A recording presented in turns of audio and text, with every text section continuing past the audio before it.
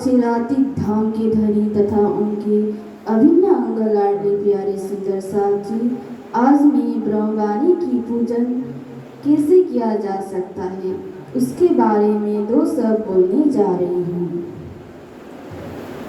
इस संसार में विभिन्न प्रकार की पूजा पद्धति प्रचलित है, जिनमें से एक है ग्रंथ पूजा पद्धति।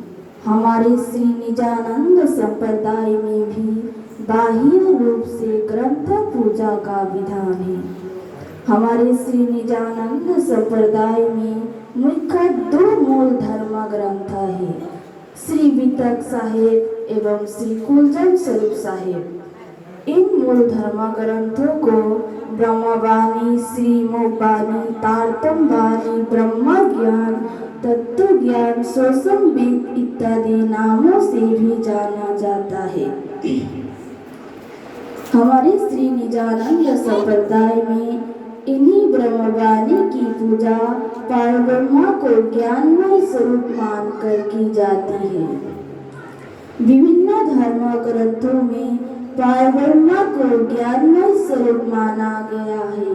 जैसे उपनिषद में कहा गया है कि प्रज्ञानम ब्रह्म, सत्यम ज्ञानम अनंतम ब्रह्म, अर्थात वह ब्रह्म श्रेष्ठ ज्ञान स्वरूप है, परम सत्य स्वरूप है, अनंत सामर्थ्यवान है। इसी प्रकार विष्णु पुराण में भी कहा गया है कि ज्ञान में वह परम ब्रह्म, अर्थात वह ब्रह्म परम ज्ञान स्वरूप है। इस परम तत्व को अति सरल रूप से समझने के लिए हमें मैत्रेय यानी उपनिषद के उस कथन को अवलोकन करना होगा, जिसमें कहा गया है कि द्वैत ब्रह्माणि वेदितव्ये सप्त ब्रह्मा परम चैता सप्त ब्रह्माणि निष्णातः ब्रह्म ब्रह्मा अधिगच्छन्ति, अर्थात दो ब्रह्मा जानने योग्य है, एक शब्द ब्रह्मा, दूसरा पार ब्रह्मा। इनमें से शब्द ब्रह्मा अर्थात ब्रह्म ज्ञान को जानकर कोई भी व्यक्ति पार ब्रह्मा परमात्मा को प्राप्त कर सकता है। इस तथ्य पर अधिक प्रकाश डालते हुए मैत्रेय यानी उपनिषद में कहा गया है कि उत्तमा तत्व चिंतेव मध्यम शास्त्र चिंतनम अधमा मंत्र चिंता च तीर्था भ्रांत्या धमा धमा, अर्थात तत्व यानी शास्त्र का चिंतन को मध्यम यानी मंत्रों को चिंतन को उत्तम साधन कहा गया है। इस साधन को हम ध्यान पद्धति द्वारा अंगीकार करते हैं। शास्त्र चिंतन को मध्यम साधन माना गया है। इसी आधार पर हम ब्रह्म ज्ञान का चिंतन मनन करते हैं तथा पारब्रह्म के ज्ञानमय स्वरूप होने से हम ब्रह्मवाणी का पूजन अर्चन भी करते हैं। मंत्र का चिंतन अधम साधन के अंतर्गत आता है तथा तीर्थ भ्रमण को अधम से भी अधम यानी चौथे स्तर का साधन माना गया है। मनुष्य जनों का कथन है कि चित्र पूजा की अपेक्षा चरित्र पूजा सर्वोत्तम होता है। ब्रह्म ज्ञान में वह संप्रदाय निहित है जिसे पाकर मानव निहाल हो जाता है। यह ब्रह्मवाणी हमें असत से सत्य की ओर, अज्ञान से ज्ञान की ओर, मृत्यु से अमृत की ओर ले जाने वाली है। इसीलिए हम ब्रह्मवाणी का चिंतन मनन एवं पूजन अर्चन करते हैं। जो भी व्यक्ति इस ब्रह्मवाणी का चिंतन मनन एवं पूजन अर्चन करते हैं,